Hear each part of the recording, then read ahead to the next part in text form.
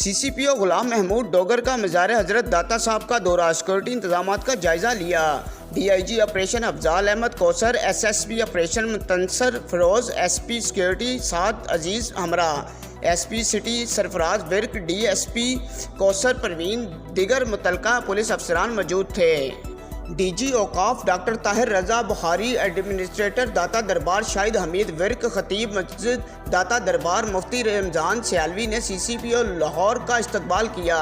Administrator Data Darbar Shahid حمید work نے سی سی پی او لاہور کو مزار کے داخلی گیٹس پر سیکورٹی انتظامات کے بارے میں بریفنگ دی۔ سی سی پی او لاہور غلام محمود ڈوگر نے مزار داتا صاحب کے تمام داخلی راستوں پر زائرین کی چیکنگ، جسمانی تلاشی کے عمل کا جائزہ لیا۔ غلام محمود ڈوگر کی ڈیوٹی پر مامور پولیس افسران اور جوانوں سے بھی ملاقات ہوئی، الرٹ ہو کر ڈیوٹی کرنے کی ہدایت جاری کی۔